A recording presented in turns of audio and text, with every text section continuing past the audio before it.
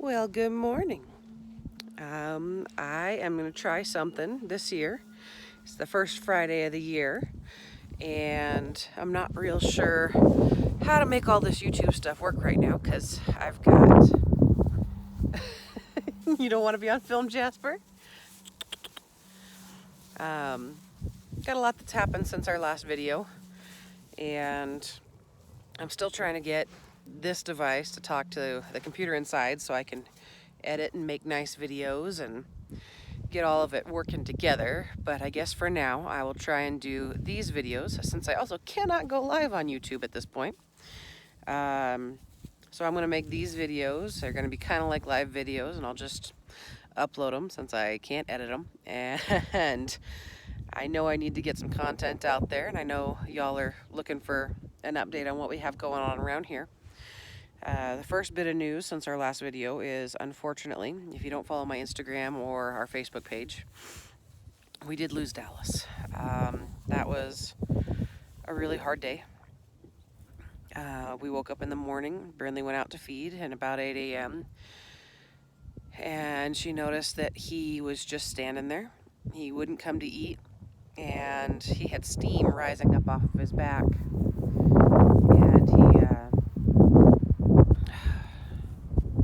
And sorry guys, he had water dripping off of his back, which was kind of the morning dew falling from his back with a little bit of sweat.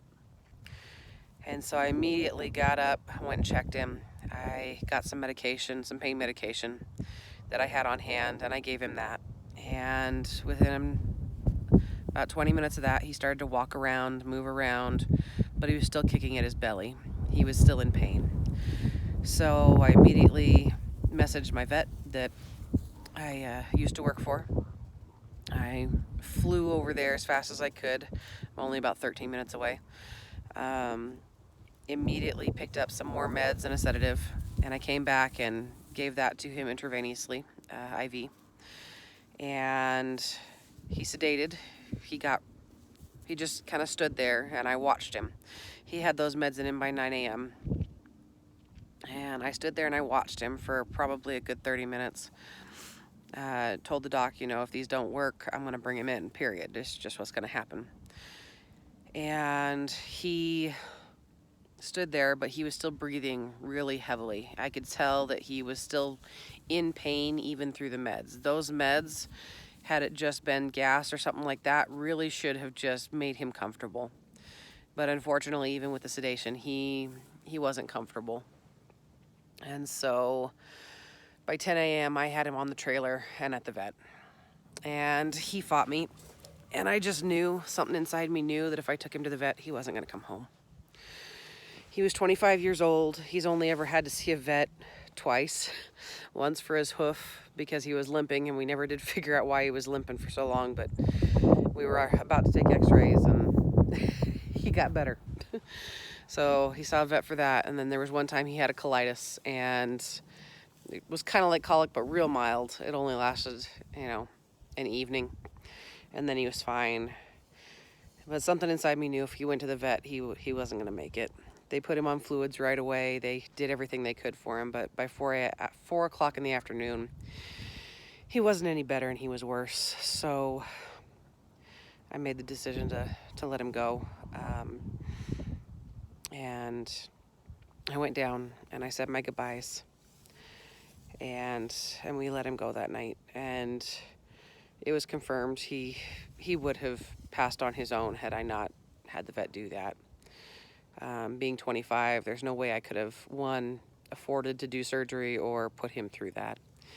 He was my best buddy for over 20 years, he was 25 when he passed away, and I started working with him when he was 5, so he was my buddy for a long time. But we've kind of gotten over that. I mean, I'll never really get over it, and I don't know if I'll get a horse again anytime soon. My daughter still has Custer, so that's fine. We have bred the goats and the sheep. Everybody's home now. So we've got the boys down here. We got Jasper and Cowboy. So Jasper, we bred to Crystal. I'll show you her in just a minute. Cowboy is our new boy on the property. We didn't breed him to anybody, But we also have a new little friend that we got the beginning of this week. And we're pretty sure we're going to keep him intact and breed him to Sprite next year. But this is Thor. You say hi, buddy? Yeah. So he is 7 days old today. When we bred his, or not his mom, when we bred Sprite, we talked to the breeder, and they have such a huge breeding operation that they can't always handle the bottle babies. So we told them, you know, we'll take 1 or 2 if it gets to that point. And so they offered him to us because they just couldn't take on any more. And we are super happy to have him. He is a purebred Dorset Ram Lamb and freaking adorable. He's just starting to get real excited about moving around and jumping and running and up and down the halls. We do keep him inside. It is a little chilly. Today is not too bad, which is why I brought him out here to say hello to everybody. Kind of run around outside, get used to the grass and things outside. But he is still a bottle baby. Will be for a while. They don't wean until they're, you know, close to 3 months old. But up here, we've got the girls. Hi, ladies. So not long ago, I don't know if I can, nope, it's not gonna let me rotate the camera, so we'll do it this way. We've got Miss Sprite back there. We have confirmed via ultrasound that she is pregnant. We're fairly certain she has at least twins. She's the ewe lamb back there. And she should be due at the end of February, beginning of March.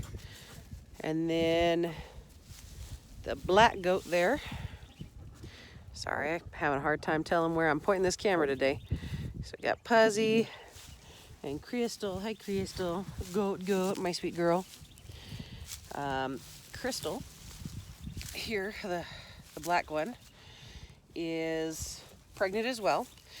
We did look at her via ultrasound. She did have 2 sacs, but it was still too early on to tell me for sure whether she'd retain both. But she had at least twins when we checked the first time a while ago. Yes, hi, beautiful. And she should be due at the beginning of April. And then Puzzy, Puzz, come here. We got Puzzy, our Nigerian dwarf. And we have not confirmed, but I'm fairly certain she is. She is growing in the belly. So I'm pretty sure she's pregnant. And if she is, she should be due. She should be due at the end of April. So we're looking at least 4, maybe 6 babies, maybe more. We don't know. This spring from our own animals. I'm sorry, Sky came to say hi. Didn't you, Sky? Didn't you? And she's rolling around down here in all this straw. Because in the winter, we do put straw in their houses to keep them nice and warm and keep their houses insulated. You will see a lot of projects going on this spring and summer. The chickens are doing well. We did have mites run through our coop, so we lost a small handful of birds, which was really disappointing. But I think we've got the mites under control now. I really hope. We did lose 1 duck. Not really sure what happened there. No trace, no feathers, no sign at all of what happened to that duck. No prints. So it had to have been a bird. Brinley swears it was there in the morning when she fed, and when we went there out in the afternoon to clean all the waters and refill them, one of the ducks was gone. It was one of the males, so it was one of the ones we were going to get rid of anyway. But we think some sort of aviary predator must have gotten him, because there's no trace. And sometimes that happens out here in the middle of nowhere. Well, I guess not quite the middle of nowhere, but yeah, that's always interesting when you lose an animal that way, because you can't figure out what happened. Oh, look, our little ram's already on his. So this area over here is where we clean up the show lambs and the goats, and we train them and we bathe them, and the ewe lambs will get bathed, you know, I think it's 2 to 3 times a week here on this pallet, and we tie them to the fence and we bring them over here to clean them up, and this is where we shear for show. And really, you guys, really? But this is where we bring him. And he's already found his way over here. Adore. What's up, sweet boy? What's up, sweet boy? Sky, I know you want attention too. I promise, guys, she does not lack for attention, even though she acts like it. You over here saying hi to Custer? Custer's over here. I'm sure that's why he made his way over here, is because I got a big old horse for him to meet and greet over here. All right, so that's kind of an update on all the animals. No more Dallas, just a Custer. We still got 4 goats. Hopefully we'll have babies soon. Got 2 sheep now, slowly growing the herd. So that's pretty much good for the update part. We do now have, I believe, everything we'll need for lambing and kidding. So we have a little tote inside that has betadine and gloves and lube and all the things that we'll need come kidding season, just in case we need to help. Hopefully everything will go smoothly. We won't need to help at all. We will be building a lambing and kidding stall here in the barn over the next month. Yeah, that way we're ready when the lamb is ready to go. We'll probably separate her as she goes into labor and then put her back up with the rest of the herd after a couple days. But we'll be working on that, so I'll try and share that with you. And then I guess I'll go into the little bit of an educational side of things for a moment. So we've got this little ram lamb here, and I know if you've been on our Instagram or our Facebook, you may have noticed lambs do have tails. Sky, go on. You can see that big old long tail on him. And if you've ever seen sheep before, you probably know that sheep don't tend to have tails. If they do, they're short little things that just cover their anus or their vulva if they're female. And there's a reason for that. And I just wanted to inform you all, because we are docking his tail. You dock a sheep's tail because if you don't, they are prone to what's called fly strike. So that long tail keeps the fecal matter in against the body, and it starts to wear on the wool. And so when that happens as they get older and as they're adults and things, the flies will start laying their little larvae in all that fecal matter. And so we cut their tails short so that fecal matter doesn't get stuck in there. Because what happens when the flies start to lay their larvae is the larvae start to wiggle around and they burrow in a little deeper, and then more fly larvae is laid and they burrow in a little deeper. And eventually, if it's not cotton time, that larvae will start to burrow into their skin and irritate their skin, and it'll burrow into the insides and create big old deep holes full of maggots, which is gross. You don't want to deal with that. But on top of that, fly strike can actually kill a lamb in 3 to 5 days. So you really got to be on top of it. And to help us so that doesn't even begin a problem, sorry, I guess I'm shining my camera into the sun, is we dock their tails. Well, with show lambs, and I've done a lot of research, and I'm debating about starting to change some things around here, and we'll see what happens. But show lambs, they dock right there at the tailbone, so they really don't have any tail at all. Now, the research I've done, and of course being a vet tech, you're always concerned about the health of the animals, is when you dock their tails at the base, they can, as females, be prone to prolapse, especially during birth, and that's never good. And that can actually kill a ewe, if you can't get it under control. So that's something that I'm concerned about. We may look into docking tails a little bit longer, but in show lambs, they are normally docked short. So I'm going to show you if I can, because of course I can't see my camera when it's pointed the other way. This little orange band right here on his tail. Hi, Thor. So the breeder put that on, and that's normally where you would dock a lamb tail. And so the breeder put that on.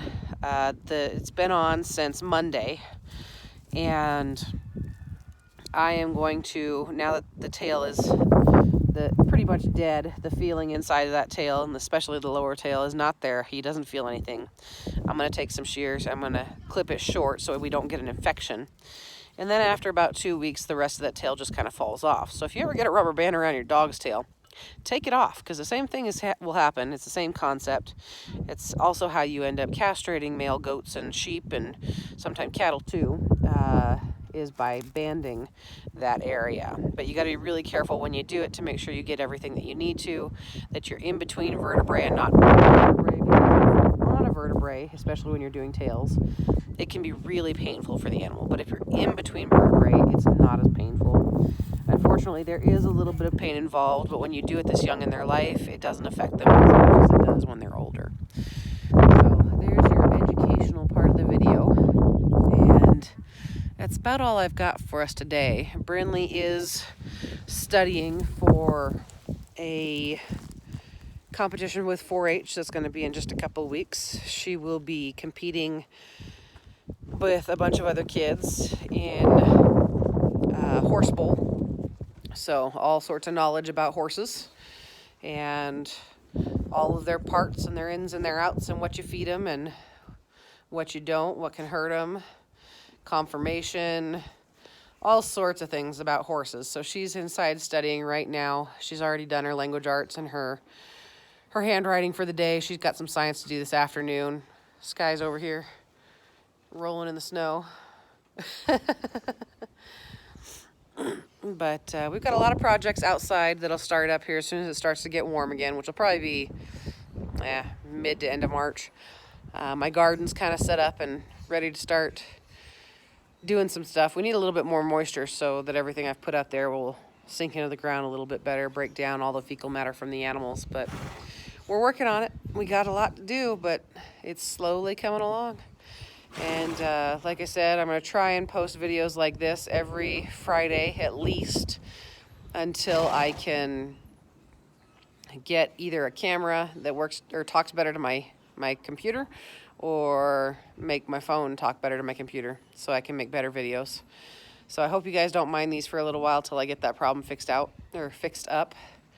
And yeah, I guess there's not much else. If you've got any questions, let me know. If you want to follow Thor Growing Up, either subscribe here or go on over to Instagram or Facebook and find our business pages there, because I'll be posting more and more videos and pictures of little Thor and, of course, all the new babies as they arrive. And like I said, I'll try and post those videos here as well. But that's where I do a lot of my posting right now, since my phone isn't talking too well with my computer. But I hope you guys are having a fantastic week. I know so far a lot of my friends have had a hard 2020 start. So far we've been incredibly blessed, and you know, this new little lamb in our life, and things just going right for the first part of the year. You know, things won't stay this well. They never do. There's ups and downs in life, and that's just the way it goes. But for right now, we're doing good, and I hope you are too.